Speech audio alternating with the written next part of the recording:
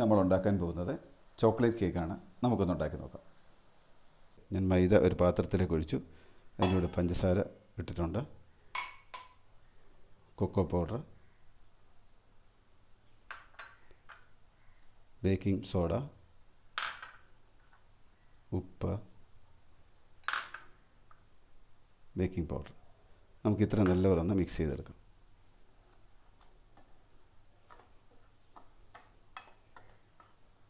ഇനി നമുക്ക് ബാക്കി ഇൻഗ്രീഡിയൻസ് ഓരോന്നായിട്ട് ഇതിലേക്ക് ഒഴിച്ച് മിക്സ് ചെയ്യാം. ആദ്യമായിട്ട് ഞാൻ ആ മുട്ട പൊട്ടിച്ചിനകത്തിലോട്ട് ഒഴിക്കും. അതിൻ്റെ കൂടെ ഞാൻ തൈര് കൂടെ ഒഴിച്ചിട്ടുണ്ട്.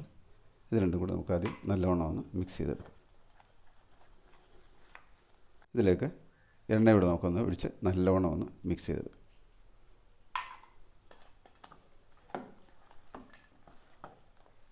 നമുക്ക് വെള്ളം കുറേശ്ശെ ഒഴിച്ച് ഒന്ന് മിക്സ് ചെയ്യാം. ചൂടുവെള്ളം ഞാൻ എടുത്ത് വെച്ചിട്ടുണ്ട്, അത് കുറേശ്ശെ ഒഴിച്ച് നല്ലവണ്ണം മിക്സ് ചെയ്തെടുക്കും. ഇനി നമുക്ക് അവസാനമായിട്ട് ആ വാനില എസൻസ് കൂടെ ഒഴിച്ച് മിക്സ് ചെയ്ത് എടുക്കാം.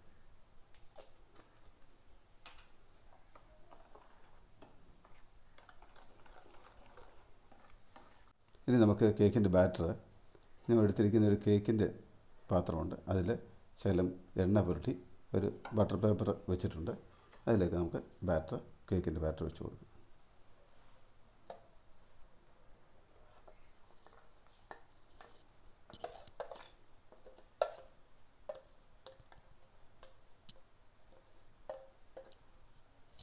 ഇനി നമുക്ക് ഈ കേക്ക് പ്രീ ഹീറ്റ് ചെയ്ത ഒരു പാത്രത്തിലേക്ക് എടുത്ത് നമുക്ക് ബേക്ക് ചെയ്യാൻ പറ്റും. ഇതൊന്ന് തട്ടി ഇതിൻ്റെ ബബിൾസൊക്കെ ഒന്ന് കളഞ്ഞിട്ട് ഇത് പ്രീ ഹീറ്റ് ചെയ്ത ഒരു പാത്രത്തിലേക്ക് വെക്കാം. ഒരു 10-25 മിനിറ്റ് നമുക്ക് ഒരു മീഡിയം തീയിൽ ഇട്ട് വെക്കാം. നമുക്ക് കേക്ക് ഒന്ന് നോക്കാം. നമ്മുടെ കേക്ക് റെഡിയായിട്ട് വന്നിട്ടുണ്ട്. ഇനി നമുക്ക് പുറത്തെടുക്കാം. നമ്മുടെ റൂം ടെമ്പറേച്ചറിലൊന്ന് തണുത്തതിന് ശേഷം നമുക്ക് ഇത് പുറത്തെടുക്കാം. ഇനി നമുക്കിതിലേക്ക് നമ്മുടെ ചോക്ലേറ്റ് സിറപ്പ് ഒഴിച്ചു കൊടുക്കാം.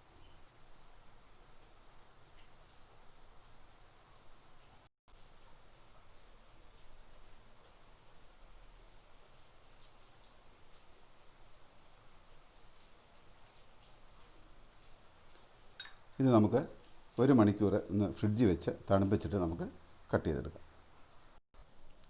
ഇങ്ങനെ നമ്മുടെ ചോക്ലേറ്റ് കേക്ക് റെഡി ആയിട്ടുണ്ട്. നല്ല ഗ്ലേസിംഗ് ഉള്ള നല്ല സൂപ്പർ കേക്ക് ആയിട്ടുണ്ട്.